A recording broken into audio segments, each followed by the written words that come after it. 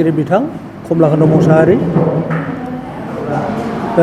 नेहाथारि सासे सहेन्द्र बसुमतारी, नेहाथारि सासे राजेन्द्र बसुमतारी, गुवाहाटी जिल्ला बड' साहित्य सभानि आफादगिरि, क'क्राझार जिल्ला बर' साहित्य सभानि आफादगिरि आरो नेहाथारि, आरो जोंनि गासिबो नै दासो फैनो हानाय बर' थुनलाइ आफादनि रांगिरि बिथां, बेनिफ्राय गासिबो जोंनि बर' थुनलाइ आफादनि बिबानगिरि नोंथांमोन नुजानो हानाय, बेनिफ्राय नोंथांमोन गासैबो दिनै बर' थुनलाइ आफादनिफ्राय होनो लानाय जे बेवहाय बाहागो लाफैनायनि थाखाय बयनोबो बर' थुनलाइ आफादनि आं आफादगिरि हिसाबै नोंथांमोननो गोदान गोजोननाय, गाहाम हामलायनाय आरो आंनि नोंथांमोननो मान होनाय आं सिगां जासिग्रोबाय। दिनै बाहाय ससियेल मिडियायाव आङो बिबुंथि लाखिनायनि गोनांथिया बेनो, गोबांद्राय जोंनाव पइन्टफोर गैया, बेखौल' बुंनो लुबैदों जे जों गोदानै दाजानाय बर' थुनलाइ आफादनि बिबानगिरिफोरा मालाबाबो ससियेल मिडियायाव बेबायदि बाथ्रा माने प्रेस मिट जों खालामबोफेराखै, दिनै बेनो गिबि। आरो बेबायदिनो नोंथांमोननो फोरमायनानै आं गोजोननाय मोनो दि जोङो बिबान लाखांनायनि उनावहाय जोंनि BTCनि चिफ एबा BPF दोलोनि आफादगिरि आरो रावबो MCLA MLA बिथांमोनखौ आङो बरायफेरनो बा रायदावलायनो खाबु लानायबो जायाखै, आरो जोङो बरायनो बेबायदि रायदावनोबो जोङो खाबु मोनबोआखै। दिनै क'क्राझार जिल्ला BPF राजखान्थि दोलोआ गावसिनि थांनाय जेनेरेल इलेक्सनाव क'क्राझार डिस्ट्रिक्टआव 4 MLA, दा समस्तिफोरखौ रायखाङोबा 1 नाम्बार गसाइगाव, 2 नाम्बार दतमा, 3 नाम्बार क'क्राझार, 4 नाम्बार बावखुंग्रि, बे समस्ति मोनब्रैया देरहासार जानो हादों। क'क्राझार डिस्ट्रिक्टआव आरो मोनसेया पर्बतजराया देरहासार जानो हायाखै। दा बे देरहासार जानायनि दिनै जे मोनसे माने बिजय उत्सब होनदों बिस्रा, माने रंजाखांनायनि मोनसे हाबाफारि लादों। बेवहाय जोंहा मानगोनां BTCनि चिफ, लोगोसे बिथाङानो BPF दोलोनि आफादगिरि, बिथांखौ लाबोनानै बरायनायनि मोनसे बे बिजय उत्सबआव हाबाफारि लादों। बेवहायनो क'क्राझार जिल्ला BPF राजखान्थि दोलोआ जों बर' थुनलाइ आफाद, हारिमु आफाद, दुलाराय बर' फरायसा आफादखौबो बे हाबाफारियाव रंजाफाफैथों, चिफखौ बरायो नामा बरायफाफैथों होननानै लाइजाम हरदोंनो। जोंबो बेबायदिनो गाहाय नेहाथारि आफादगिरि हिसाबै बर' थुनलाइ आफादा बे लाइजामखौ मोननानै हांख्रायनाय बायदियै जोंबो दिनै बरायफानांगौ होननाय खाबुखौ जोङो लानानै बेवहाय जोङो बिथांमोननि हांख्रायनाय बायदियै आरो जोंहाबो लोगो हमनायनि जे हांखुर जानाय, लोगो हमथारनांगौ बे साननाय थानायखाय जोङो लोगो हमबाय, आरो हमनानै जोंनि माखासे मावनो गोनां, आद्रा थाबोनाय मावनो गोनां आरो गोदान खामानि मावनो गोनांफोरनि सायाव गुसुंदोबै जोंना BTCनि चिफनि सिगाङाव जों फोरमायनो मोनदों आरो जोंबो गोसो खुसियै बरायनो मोनदों। बेनिफ्राय बिथांजों फैगौ 12 मेआव बिथाङा मोनसे खोथा होलांदों, गुवाहाटियाव जोङो सावरायगोन सुस्थ' भाबै, नोंसिनि बर' थुनलाइ आफादनि गासैबो बिबानगिरिफ्रा हागौमानि थाजोबदो। बेनिफ्राय फैगौ जोंनि हाबाफारिया, मावनांगौ हाबाफारिया मा जागोन बेनि सायाव आबुङै खामानिफोरखौ मावनायनि थागिदाखौ जों लालायसै, बर' थुनलाइ आफाद आरो BTC सोरखार। आरो जों माल' बेबायदिनो गासिबो नांजाबफानाय आफादफ्रानो हेफाजाब होगोन। मोनसे खोथा बेखौ बुंथिनानै जोङो गोजोननो मोनदों, मानो होनबा जोंहा गोदानै हा मोनसे जोंनि ISBTनि अपोजिट साइडआव बर' साहित्य सभानि कमप्लेक्सनि सेरावनो 1 बिगा हा मोनदों। बेनि थाखाय जोंहा प्रिमियाम होनांगौ, बे थाखानिबो गोनांथि दं। फारसे कमप्लेक्सनि न'नि हालोदफ्रा, बे जायगायाव दै लोमनाय, लामाफ्रा मोजां नंला, ड्रेनफोर सिस्टेमा खामानियाव होला, बे हिसाबै बेखौबो बोरै फोसाबनो हायो, बोरै डेभेलप खालामनो हायो, बोरै साबसिन खालामनो हायो, बेनि खोथाखौ एसे बुंनो मोनदों। बे बुंनायाव बिथाङा सोरबा सासे गावसिनि हानजानि आरो सासे थिखादारखौ जानो हागौ बेखौ इमिडियेट नायनानै माने बेखौ मावनायनि आरो एस्टिमेटफोरखौ स्किमफ्रा बेसेबां माबायदि मा खालामो बेखौ थाब होदो होननानै बिथाङा खावलायदों। जों गोजोननाय मोनदों। बेनिफ्राय जोंहा आगोलाव जे लडनि जे मा होनो केबि बेसेबां पावारनि कारेन्ट नांगौमोन दा बियो जोंनि कमप्लेक्सआव थोला। कमप्लेक्सआव थोआ हिसाबै गोदान गिदिर पावारफुल मोनसे ट्रेन्सफर्मार बसायनांगौनि थाखा बेबो प्रिमियाम होनायनि खोथा दङ। शिबसारा आगोलावनो जोंना हाग्रामा सारा बेखौ होखानायमोन, गेजेराव थाबथानानै थादोंमोन। दा गोदानै बिथाङा लिरफिनदों। बे हिसाबै बेखौ मावनायनि लाहार फाहाराबो जोंना जा दा आंजों जाय लेङाइ आफादगिरि दं कमलाकान्त मोसाहारि बेनो थदबिदखौ लागासिनो दं आरो बे खामानियाबो शिबसार हाग्रामानि अननायावनो थाबैनो जाफुंगोन होननानै जोंहा मिजिं खालामनाय दं।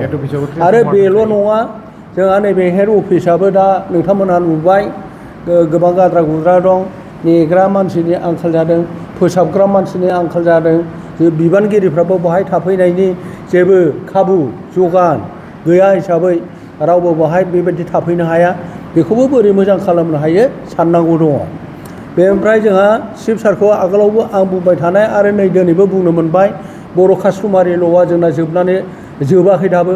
बर' समाजनि गेजेरजों बेखौ मावफुंथारनांगौ। सासे आयेनजिबि उकिलखौ लाफानानै मावनांगौ।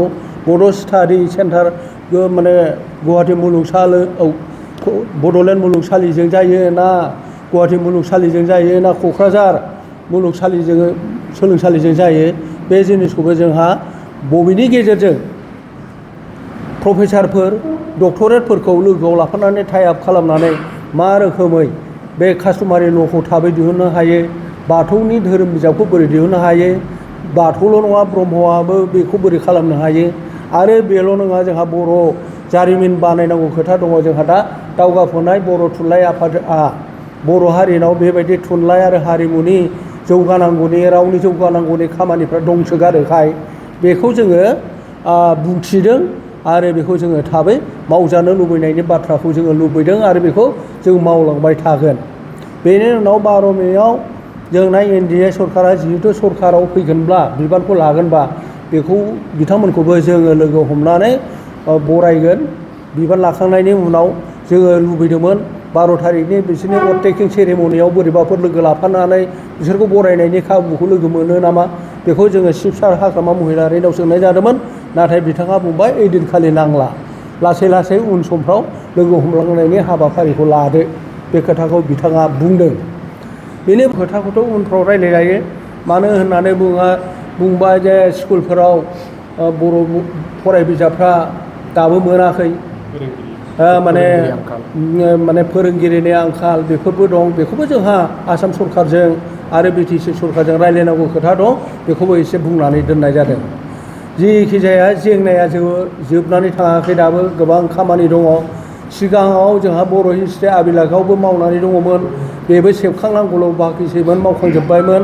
प्रुफ सोलिबाय थाफुनायावनो बेबो गासिबो बन्द' जानानै थालांदों।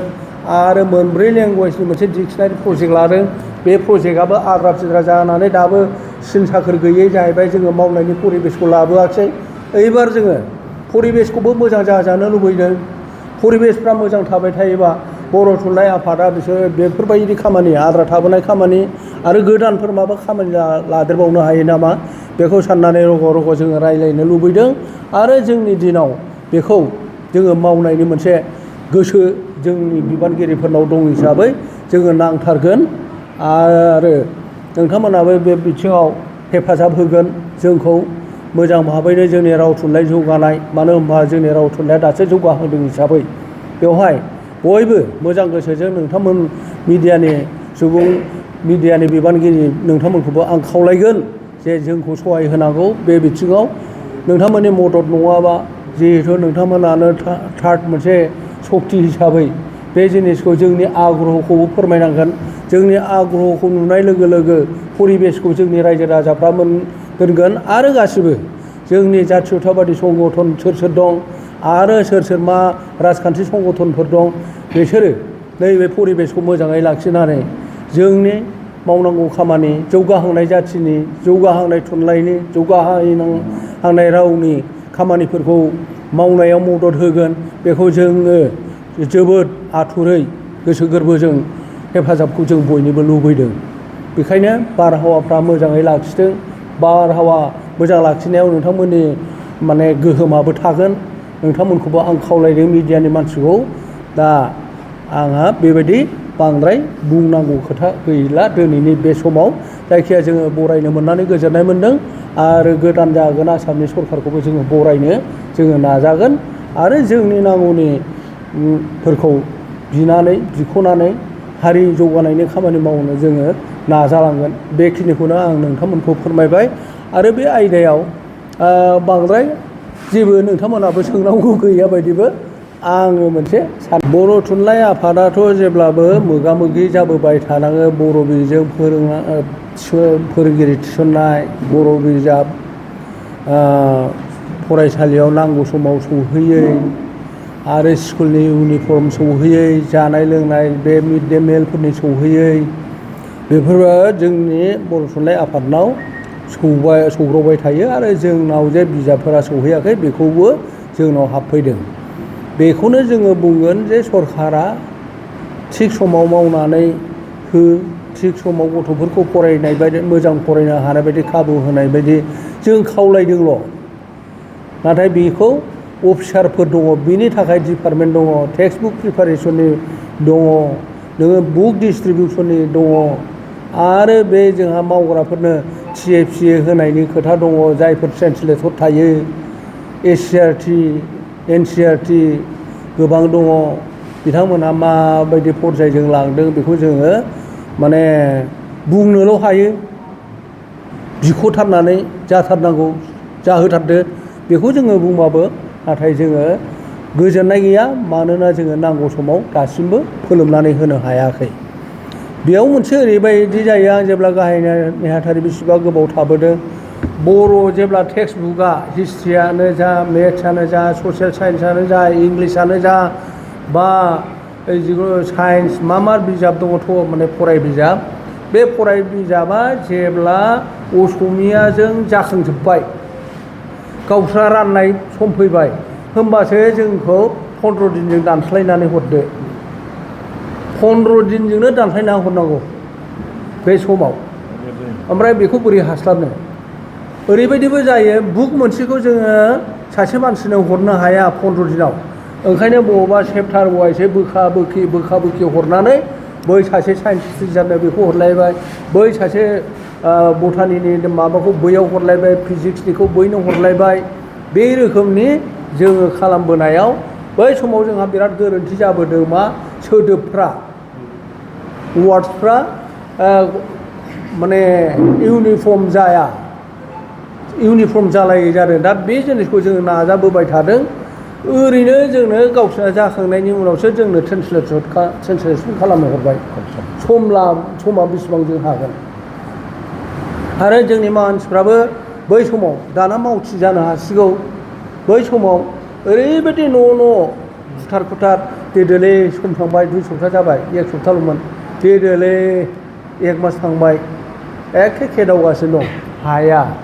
बेबादिजों बिबानगिरिफ्राबो बर' थुनलाइ आफादनि बिबानगिरिफ्राबो बै समाव बिराद मोनसे मेलेमनि मेंनाय फैदों आरो दा जानो हागौ बे माबायाव टेक्न'लजि मुगायाव बेफोर बांद्राय सोदोबफ्राबो जोंना बर' डिक्सनारिबो जालांबाय आरो अफिसियेल ग्लसारियानो होन साबजेक्ट वाइज ग्लसारियानो होन साइन्टिफिक एन्ड टेक्निकेल टार्मिनलजि जोंना जाजोब्बाय हिसाबै जोंहा बेफोरखौ माबानायनि इउनिफर्मिटियाव लाबोनायनि मोनसे आगजुफ्रा जोंहा दा गोसो गोनां दानस्लायग्राफ्रा जोंनि बर' दानस्लायग्राफ्रा बेफोर माबाखौ लाबोनांगौ। मोनसे गोरोन्थि जोंनि दानस्लायग्राफ्राबो माने डिक्सनारिफोरखौ बांद्राय फल' खालामा बेयावबो मोनसे जेंना।